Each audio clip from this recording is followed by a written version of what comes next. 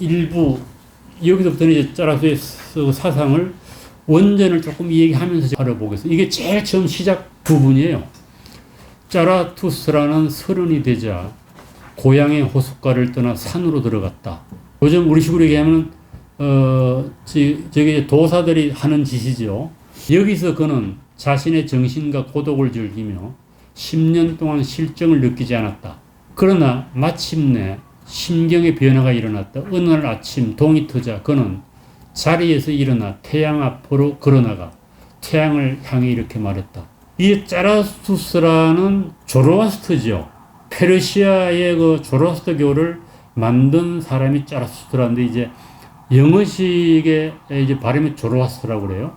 그럼 니체는 그걸 따라간 거죠. 물론 이제 짜라투스트라에 대한 설명도 많습니다. 그럼 어떠냐, 이제 짜라투스트라는 그 짜라투스트라는 자기하고는 아무 상관이 없다고 얘기를 해요. 그럼에도 불구하고 이제 짜라투스트라의 그 조로아스터의 종교는 선과 악을 구분하는 종교입니다. 이 기독교적인 거죠.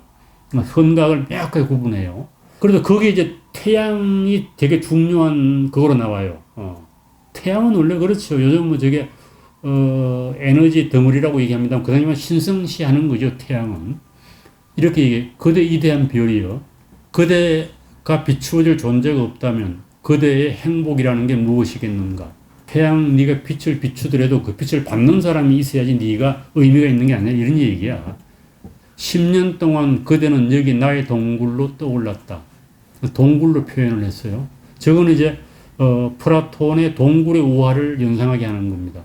그러나 나의 독수리와 나의 뱀이 없었다면 그대는 자신의 빛과 그 빛의 길이 실정이 났을 것이다. 이거 독수리하고 뱀은, 독수리는 용기 뭐 이런 거 아니겠어요? 뱀은 지혜고, 성경 찬송가에도 많이 나오는 거죠. 독수리. 뱀은 대단히 영민해서 성경에도 창세기에 나오는데 뱀을 뭐 그렇게 자기 상징동물로 삼은 사람은 없는 것 같아요.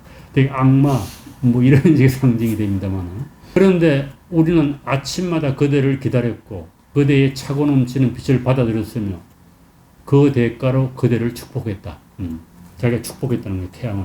이게 시작이에요. 보라, 나는 너무 많은 꿀을 모은 벌처럼 나의 지혜의 실정이 났다. 벌이 꿀을 모으면은 그 꿀을 나눠줘야 되잖아요. 사람이 다 가져갑니다만은.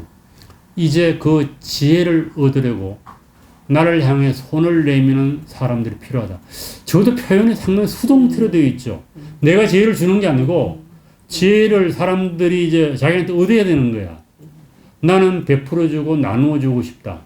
인간들 가운데 현명한 자들이 다시 한번 그들의 어리석음을 기뻐하고 가난한 자들이 새삼스레 그들의 넉넉함을 기뻐할 때까지. 이거는 성경의 팔복을 영상케 하는 거죠. 가난한 자는 복이 있나니 뭐 이런 거 있잖아요. 그러기에 나는 저 깊은 곳으로 내려가야 한다. 제일 마지막 그 1번의 끝이 이렇게 짜라서의 몰락이 시작돼요. 몰락은 내려가는 거예요. 내려감과 올라감. 그러니까 몰락해야지 다시 올라가는 거죠. 그래서 운터강을 몰락으로 표현을 했는데, 몰락은 다시 태어남의 씨앗이 되는 거죠. 뭐 몰락해야 새로운 문명이 나오잖아요. 방해야지 또 새로 나오고. 계속 이제 그 짜라스의 본문입니다. 짜라스라는 산을 홀로 내려갔다. 아무도 마주치지 않았다. 그러나 숲속에 다다랐을 때 갑자기 한 노인이 앞에 나타났다. 노인을 이제 성자라고 번역한 데도 있습니다. 노인은 짜라스를 이렇게 말했다. 그때 그대는 그대의 죄를 지고 산으로 들어갔지. 그런데 오늘은 그대의 불덩이를 지고 골짜기로 가려 하는가? 그대는 방화범에게 내려지는 처벌을 무섭지도 않은 거에서 이제 사람이 변한 거라는 거죠. 죄라고 하는 거는 아무 힘도 없고 타고남은 죄 아니에요? 그러다 오늘은 불덩이를 가지고 간다는 거예요. 그리고 골짜기로 내려가면 너 방화범이 될 텐데 처벌받지 않겠냐 이런 얘기죠. 짜라스라는 변해서 아이가 되어서, 짜라스라는 각성한 자가, 이게 자기가 자기 얘기를 하는 게 아니고 노인의 입을 빌려서 짜라스를 지 얘기 이렇게 하는 거예요. 이제 나는 산을 사랑하네. 인간을 사랑하지 않아. 이건 성인의 얘기죠. 저 노인의 얘기요. 인간은 너무 불완전한 존재야. 인간에 대한 사랑은 나를 죽이고 말 거야. 그래서 나는 이제 신을 사랑한다 이런 얘기가 나와요. 짜라스는 신을 사랑한다. 혼자 있게 돼서 짜라스라는 마음속으로 어찌 이럴 수 있단 말인가. 저 늙은 성자는 숲속에 살아서 신이 죽었다는 소식을 아직 듣지 못했구나. 그래서 이제 신이 죽었다는 말이 처음 나와요, 여기에. 물론 그 당시면 널리 퍼져 있었다고 얘기를 합니다. 그런데 신이 죽었다라고 하는 소식이라고 하니까 자기도 그냥 소식으로 들은 거예요. 자기가 신이 죽었다고 선언하는 것도 아니고. 그래서 이런 말을 독백으로 이제 니체가 하게 됩니다. 이게 머릿말 2에 나오는 얘기예요. 그리고 머릿말 3은 숲에서 가장 가까운 도시로 갔을 때 자로서는 시장이 하나의 상징이죠. 사람들이 물건을 사고 파는 장소 아니에요. 그래서 시장을 좀 천하게 보는 거예요. 시장에서 진리 이런 게 아니고 그냥 자기 필요를 충족시키게 사람들이 몰리는 데죠. 군정이 모여 있는 것을 보았다. 우리 시골 같기도 해요. 시골 가면은 이제 사람들이 모이면은 광대들이 나타나죠. 공연을 하지 않습니까? 줄타기 광대 공연이 예고되어 있었기 때문이다. 자라투스라는 군중을 향해 이렇게 말했다. 나는 그대에게 초인을 가르치려 한다. 인간은 극복되어야 할 그 무엇이다. 그대들은 인간을 극복하기 위해 무엇을 했는가? 지금까지 모든 존재는 자기를 넘어서 무엇인가를 창조해왔다. 그런데 그대들은 거대한 쓸물이 되기를 원하며 자신을 극복하기보다는 짐승으로 돌아가려고 하는 거예요. 그래서 강대가 줄타기 하는 것을 구경하려고 모인 사람들 앞에서 니체가 저런 얘기를 한 거예요. 짜라투스라고. 지금 누가 듣겠어요? 아무 말도 안 듣는 거죠. 나의 형제들이여, 나는 그대들에게 간청한다. 대지에 충실해. 이것도 유명한 말입니다. 대지에 충실, 땅에 충실하라는 거죠. 그리고 하늘나라의 희망을 말하는 자들을 믿지 마라. 다 사기꾼이라는 거예요. 그들은 스스로 알든 모르든 독을 타는 자들이다. 그들은 삶을 경멸하는 자들이며 쇠약해진 자들이며 스스로에 중독된 자들이다. 대지는 이들에게 지쳤다. 그러니 그들이 떠나도록 내버려 두어라. 일찍이 신에 대한 모독이 세상의 최대 모독이었다. 그러나 신은 죽었고 신을 모독하는 자들도 함께 죽었다. 이제 가장 무서운 것은 이 대지를 모독하는 일이고 불가사의한 존재의 내장을 대지의 의미보다 더 높이 존중하는 일이다. 이렇게 이제 설교 아닌 설교를 해요. 일찍이 영혼을 몸으로 경멸하는 눈으로 바라보았다. 그때 그것이 최고의 경멸이었다. 영혼은 몸이 말하고 추해서 굶주리기를 바랐다. 그래서 이제 몸과 영혼의 관계에 대해서 기독교적 생각이죠. 기독교들은 영혼만 중요하고 몸은 안 중요하다고 그래요. 그러니까 이게 이런 사람들이 이제 금욕주의가 나오는 거죠. 금욕주의는 모든 종교에 다 들어있는 요소예요. 불교에도 있고 고행을 하지 않습니까? 불교에서. 보라, 나는 그대들에게 초인을 가르친다. 초인은 바다이며 그대들의 커다란 경멸은 그 바다 속으로 가라앉을 수 있다. 이 경멸이라는 말도 자주 나와요. 이것도 뒤에 조금 의미가 있습니다. 그리고 머릿말에 이런 얘기 쭉 나옵니다. 다 이제 부정하는 거예요. 행복이 뭐냐, 이성이 뭐냐, 덕이 뭐냐, 정의, 이게 다 쓸데적인 거라는 거예요. 나는 그대들에게 초인을 가르친다. 그대가 이러한 번개뿌리며 광기다. 그러자 모두 짜라스를 비웃었다는 거예요. 광대가 하는 줄타기를 소개하는 말인가? 뭐 이래요. 그래서 너 빨리 집어치고 줄타기나 하라. 뭐 이렇게 얘기를 해요. 인간은 짐승과 초인 사이에 놓인 밧줄이다. 10년에 걸쳐진 밧줄이다. 초인과 짐승 사이에 놓인 밧줄이 인간이다. 아니면 저걸 줄을 타고 넘어가는 존재가 인간이다. 그래서 뒤로 가면은 동물이 되고 앞으로 나가면 초인이 된다는 거죠. 뭐 이런 여러 가지 얘기를 합니다. 그리고 나는 사랑한다. 저걸 10몇 번이 얘기해요. 저거는 성경을 본딴 거 아니겠어요? 자기가 사랑하는 사람은 뭐예요? 내려가는 자로서가 아니면 달리 살 줄을 모르는 사람을. 그것은 건너가는 자, 비커밍이죠. 그러니까 가정에 있으면서 변화하려고 노력하는 사람이에요. 그런 사람을 자기는 사랑하는데 열 몇 가지를 얘기합니다. 이들은 저기에 서서 그저 웃기만 하는구나. 이들은 나의 말을 이해하지 못한다. 나의 입은 그들의 귀에 맞지 않는다. 그러면서 이제 이걸 저주하는 겁니다. 나는 이들에게 가장 경멸스러운 자에 대하여 말하고자 한다. 그것은 바로 뭐다? 마지막 인간이다. 그래서 마지막 인간을 얘기합니다. 춤추는 별을 낳으려면 자신의 내면에 혼돈을 지니고 있어야 한다. 이 종족은 벼룩과 같아서 건절할 수 없다. 이게 마지막 인간이에요. 마지막 인간은 가장 오래 산다. 초인하고 대비되는 인간으로 마지막 인간을 얘기합니다. 마지막 인간은 행복을 추구한다는 거예요. 행복을 추구하고 때로 몰려다니고 평등하다고 믿고 가축대처럼 무리를 이루고 산다는 겁니다. 그래서 마지막 인간을 되게 이제 경멸하는 그런 얘기를 합니다. 어린말 6에 나오는 얘기가 악마도 지옥도 없다. 이 기독교 부정하는 거죠. 그대의 영혼은 그대의 몸보다 더 빨리 죽을 것이다. 이 전통적으로 몸이 죽고 영혼이 죽는다고 생각하잖아요. 영혼은 계속 산다고 생각하잖아요. 두려워하지 말라. 그래서 결국은 뭐 사람들에게 중요한 메시지를 선포해도 아무도 귀를 안 기울여줍니다. 군중들이. 그래서 이거 안 되겠다. 그래서 군중이 아니라 길동무를 찾아야 되겠다. 이제 그런 생각을 합니다. 선하고 의로운 자들을 보라. 그들은 누구를 가장 미워하는가?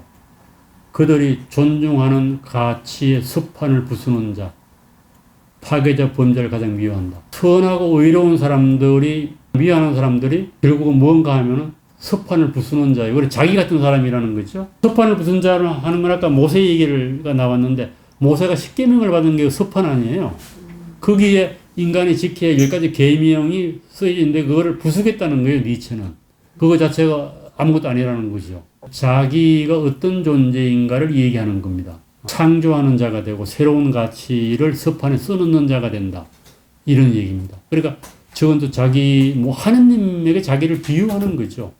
모세는 지가 습판을 쓴 사람이 아니라 뭐예요? 하느님이 쓴 습판을 가지고 온 사람이에요. 근데 자기는 뭐야?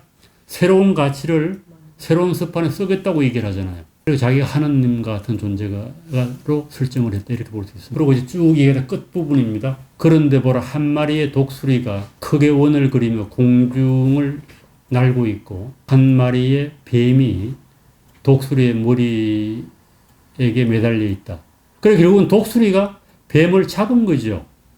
뱀이 독수리의 목을 휘감고 있었기 때문에 뱀은 먹이가 아니라 친구처럼 보였다. 그래서 이제 뱀하고 독수리가 서로 이렇게 맞물려 있는 그런 것을 보여줍니다. 자라투스트라의 몰락이 시작이 되었다. 이렇게 머릿말이 끝나게 됩니다. 여기 이제 어떻게 보면 머릿말에 니체의 주요한 사상이 다 들어가 있다고 얘기를 해요. 그래서 19세기 중반 유럽의 사회 변화를 얘기합니다. 19세기 중반이면 자본주의가 막 성숙하는 단계예요. 자본주의가 이렇게 전파되면서 도시가 생성되고 시골에 있던 사람들이 다 도시로 나와서 공장으로 가서 일하고 그래서 문명이 전체적으로 바뀌는 거죠. 당연히 가치관도 바뀌고 우리나라로 보면 이게 60년대 70년대가 아닌가 싶어요. 시골에 젊은 사람들이 다 와서 공돌이 공순이가 되고 낭만주의의 관념론이 붕괴가 되고 그러니까 무너졌지만은 새로운 것이 서지 않는 세상. 디르케임이라고 하는 유명한 사회학자가 있는데 이 사람은 1858년에 태어나 1917년에 죽었습니다. 프랑스 사회학자예요. 분업론을 쓴 사람이에요. 그러니까 니체보다는 14살 적은 사람이니까 그게 비싼 시대를 산 사람이죠. 이 사람이 아노미 이론이라고 하는 유명한 이론을 냈었는데 아노미는 무규범 상태입니다. 전통적인 가치가 다 무너지고 새로운 가치가 아직 설립되지 않은 상태. 그래서 아노미 상태에서 디르케임의 자살론에서도 아노미적 자살을 얘기하잖아요. 그냥 인생의 목표를 잃어가지고 그냥 죽는 거예요. 그걸 니힐리즘이라고 그러는데 절대적 가치에 대한 믿음이 사라진 상태.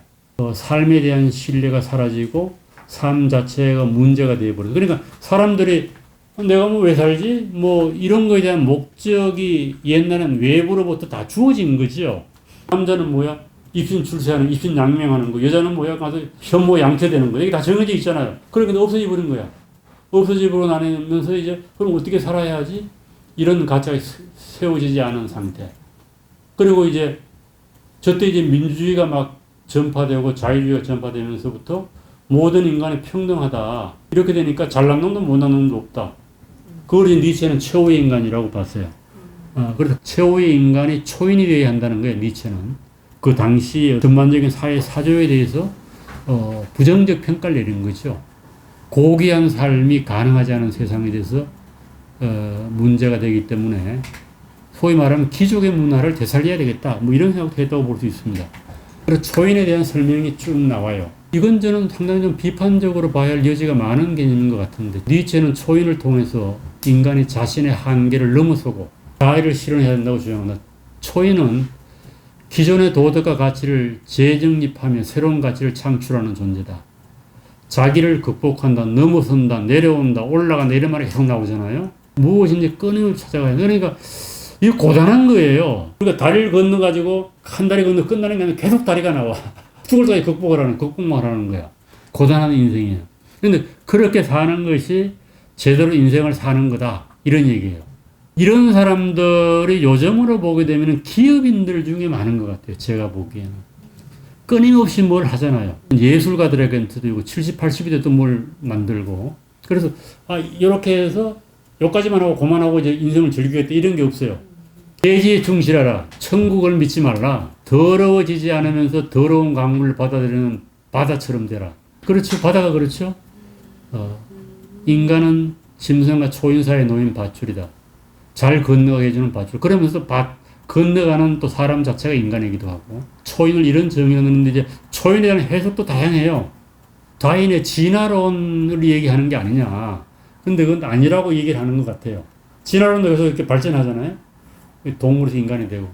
트랜스 휴먼은 요즘 로봇 얘기예요. 휴먼 이넨서먼트라고 해서 애들 가지고 노는 로봇 보면 많이 나오잖아요. 이 인간의 능력을 계속 이 약물을 통해서도 강화하기도 하고 또 도구를 통해서 강화하기도 한다. 트랜스 휴먼. 그래서 트랜스 휴머니즘도 앞으로 가능할 거다. 어떤 영화 같은 보면은 왜 트릭서. 거기다 머리에다가 해서 칩을 다 꽂는 거예요, 머리에다가. 지금 그건 나온다고 그러잖아요. 그러면은 기억 용량이 엄청나게 많아져가지고 그걸로 정보가 막 다 내려 들어오는 거예요. 그게 이제 트랜스 휴머니즘인데 그런 시대가 올지도 모르죠. 지금 가치 중립성인데 자유주의의 원리 중에 하나예요. 중립성이라고 하는 말은 정부가 특정 가치를 개인에게 강조해서 안 된다는 게 이게 자유주의 사회의 특성이에요.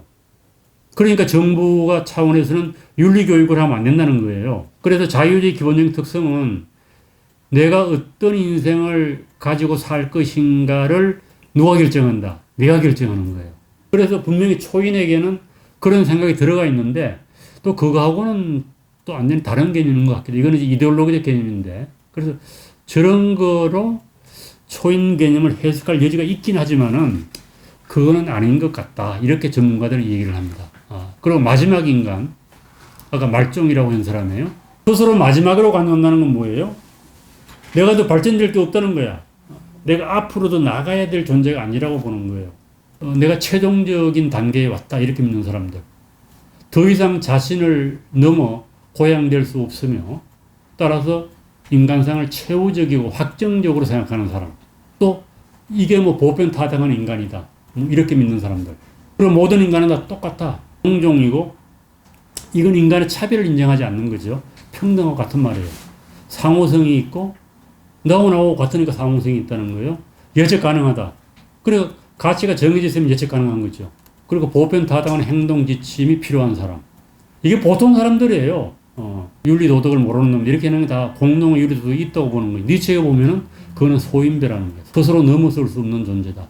이런 마지막 인간이 19세기의 사람들이다. 동시대인들. 아까 그랬잖아요. 비수한 사람이다. 자기는 탁월한데. 그런데 이거는 이제 후쿠야마가 한 해석입니다. 용기나 상상력, 이상주의 이런 거에 대해 관심도 없어요. 계산이나 하고 쪼잔하게 소비 욕망에 붙들려 있는 사람들. 이게 이제 미국 사회를 보고 한 얘기죠. 미래를 위해서 투자하지 않는 사람들. 패기 넘치는 노력을 망각하고 걱정 없이 자신의 일에만 열중하는 최후의 인간. 결국 소비사에서 만족하는 사람들이 최종 인간이고 해겔 말을 빌리면은 우월 욕망이 없는 사람이라는 거예요. 내가 좀 잘난 사람이 되고 싶다. 다른 사람보다 뛰어난 사람이 되고 싶다. 다른 사람한테 인정받는 인간이 되고 싶다. 이게 인정의 욕구라고 그러거든요. 그래서 이런 욕구들을 그냥 다 잊어버리고 그냥 보통 소비자로 만족하면서 사는 사람, 이런 사람들을 후쿠야마는 일제 최후의 인간을 현대적으로 해석했습니다. 이런 사회는 발전이 없겠죠. 우리나라 요즘 이제 걱정하는 이유 중에 하나가 소위 말하면은 머리 좋은 놈들이 전부 뭐야 의과대학 가고 법대 가는 거 아니에요. 이런 사람 애들이 벤처를 해야 된다는 거 아니에요. 공대를 가가지고. 그런데 그건 뭐 또 문화의 사조가 그러니까 어떡하겠어요.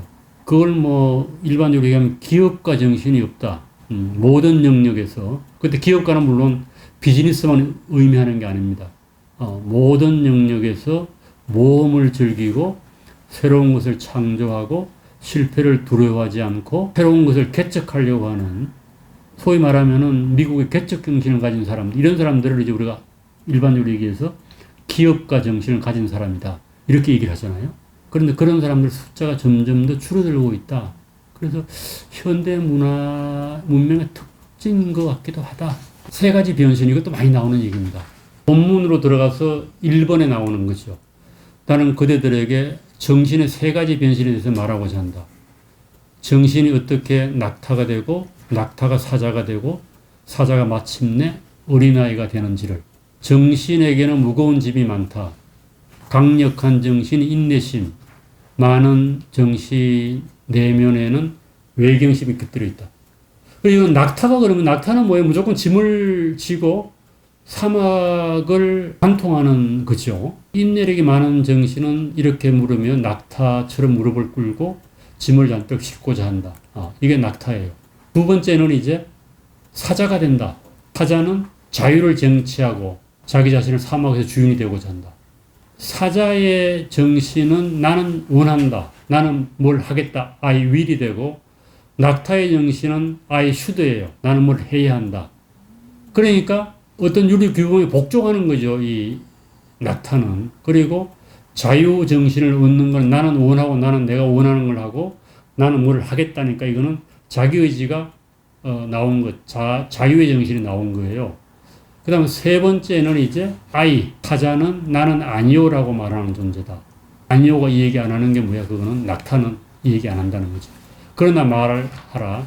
나의 형제들이여, 사자도 하지 못하는 일을 어떻게 아이가 할 수 있다. 그러니까 아이가 된 거예요. 강탈하는 사자가 이제는 왜 아이가 되어야 하는가? 그러니까 아이의 순종, 이건 성경적인 해석이죠.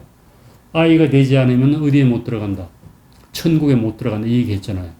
그래서 순진무구하며 새로운 시작이고 놀이이고 스스로 도는 수레바퀴고 최초의 움직이며 신성한 긍정이다. 아이의 특성이에요. 아이들은 어떤 목적이 없잖아요. 창조하고 유의한다. 어린아이들은 아무것도 몰라서 그런 거죠, 사실은. 그런데 우리가 이제 어른이 되면 어린아이의 정신을 잃어버린다라고 얘기하잖아요. 호기심도 없어지고 의문이 사라지게 된다. 그래서 어린아이의 정신으로 되돌아가자. 이런 얘기를 이제 니테는 3단계로 얘기했어요. 낙타, 사자, 어린이. 이 세 가지 변신이 얘기하는, 이것도 많이 인용되는 얘기입니다. 자기 자신이 되려면 끊임없이 변해야 한다. 낙타의 단계는 내면 도덕 법칙, I should, 도덕에 복종하고 인내력을 발휘해야 견딘다. 사자의 단계는 자유정신, I will이다. 내가 자유롭게 살려면 뭐를 파괴해야 되고 새로운 가치를 창조해야 된다. 그리고 I의 단계는 I am이다. 저건 그냥 자연스러운 거예요. 나는 나다. 그대로 자신을 긍정하고 긍정의 힘을 갖는 것이고, 어린아이들은 끊임없이 진짜인지 아닌지 모르겠어요. 나는 무엇을 창조할 것인가에 관심이 있다는 거야. 뭘 새로운 걸 만들어내는 애들이 좋아하잖아요. 뭘 해보고 싶어 하고. 그래서 정신의 3단계를 저런 식으로 나누었습니다. 오버맨의 단계, 위버맨시의 단계는 아마 어린아이에 가까이 가는 것, 그런 게 아닌가 싶습니다. 이제 뒤에는 조금 나오는데, 2부에서는 권력의 의지, 이것도 많이 나오는 거예요. 자기 극복에 대하여. 행위의 의지라고 하는 게 이제 무엇에 대한 의지는 앞에도 많이 나왔거든. 죽음의 의지, 맹목적 의지, 쇼펜하고 그런 얘기하고. 어떤 사람은 힘의 의지라고도 번역을 중립적으로, 권력은 좀 부정적인 의미가 있어서. 2부의 12번에 자기 극복에 대해서 쭉 나옵니다. 그런데 이제 최종적으로 니체가 자기의 철학을 집대성한 책으로 기획했던 게 권력의 의지예요. 그런데 그걸 못 쓰고 죽어요. 여러 메모는 남깁니다. 그런데 이제 그거를 막 엘리자베스 자기 여동생하고 그 출판하는 편집자가 왜곡을 해가지고 이렇게 두꺼운 책을 내요. 권력의지라고 하는 책을 내요. 그래서 그 사람들이 좀 불신이 강해요. 그 책에 대해서는. 조작이 들어갔다는 거야. 그리고 니체가 완성한 책도 아니고. 그러나 이제 니체의 그 수고가 다 이렇게 공개가 되고 나면서부터 가짜를 가려내가지고 한 권에도 책으로 내는 모양입니다. 그래서 그걸 이진우 교수가 책으로 번역을 했어요. 권력의 의지를, 두꺼운 책이에요. 근데 니체가 완성한 책은 아닙니다. 그래서 그 책을 놓고는 조금 논란이 있을 수 있죠. 이게 어떻게 니체 사상인가, 가짜가 아닌가, 이런 논란이 있을 수 있습니다. 최고의 현자들이 이것이 권력의 의지, 거대의 의지 전체이다. 그래서 결국은 모든 인간에게는 뭐가 있다? 권력의 의지가 있다는 겁니다. 살아있는 자를 발견하는 곳. 그곳에서 나는 권력의 의지를 발견했다. 그리고 시중을 드는 자의 의지, 저 노예지요. 노예도 주인이 되려고 하는 의지가 있다는 거예요. 이 권력의 의지다. 권력의 의지라는 게 뭔가? 주인이 되려고 하는 의지죠. 주인이 되려고 하는 의지는 남한테 명령하고 시키는 거죠. 좀 더 작은 자가 가장 작은 자에 대한 즐거움과 권력을 가지려고 좀 더 큰 자에게 헌신하는 것처럼 가장 큰 자도 권력을 위해 헌신하고 목숨을 건다. 자기가 누구를 지배하려고 하면 자기보다 높은 사람한테 숨겨야 되고, 그렇게 해서 권력의 특성이죠. 자기의 권력을 유지하려고 하면 더 큰 권력의 힘을 빌려야 하니까, 이게 권력의 의지. 두 번째, 자기 극복. 그러니까 자기 극복하고 권력의 의지는 이제 니체가 연관시킨 것 같아요. 보라, 언제나 자기 자신을 극복해야 하는 그 무엇이다. 아까 나왔죠. 인간은 극복하는 존재다. 그래서 권력 의지를 일반적으로 설명하면 그렇습니다. 권력 의지에 대한 이중성이 있어요, 사람들은. 권력을 원하면서도 권력을 경멸해요. 그런 측면이 분명히 인간에게 있죠. 자기의 권력을 받고 싶어 하면서도 또 권력 가진 놈들, 나쁜 놈들이 이런 경멸하는. 생명의 의지가 있는 곳에는 권력의 의지가 있다. 뭐든 지배하려고 하는 의지가 있다. 동물, 식물 다 같죠. 식물도 힘센 놈들이 힘 약한 놈들을 못 살게 우는 게 아니고, 그냥 그런 거죠. 큰 나무 밑에는 작은 나무가 못 자라요. 그리고 큰 나무 밑에 작은 나무가 이렇게 있으면은 큰 나무 쪽으로 나무가 자라지 않고 이렇게 반대방으로 기울어져요. 권력을 우리가 이제 폭력이라고 생각하는 경우도 있다. 그리고 권력 자체는 악하다. 절대 권력은 절대로 쓰는다. 그런 말을 액통령이 했지 않습니까? 정치 권력은 억제시켜야 한다. 뭐 이런 말도 하고. 권위는 자발적 복종에 의해 상대방을 지배하는데, 권위하고 권력은 다른 거죠. 우리가 권위는 있어야 되는 거예요. 어느 사회나 이제 유지되려고 하면 복종관계가 있어야 되는 거죠. 지시하는 자와 지시를 따르는 자가 있어야 돼요. 그래서 모든 사람이 평등하게 된다라고 하는 것은 불가능하다. 마르크스가 이제 공산주의 사회가 되면 완전히 평등화된다고 그랬잖아요. 그런데 실제로 안 그랬죠. 오히려 거기에 더 심화되는 공산주의 사회에서 그 모든 게 권력으로 통하니까. 피터 싱 같은 그런 사람은 얘기해요.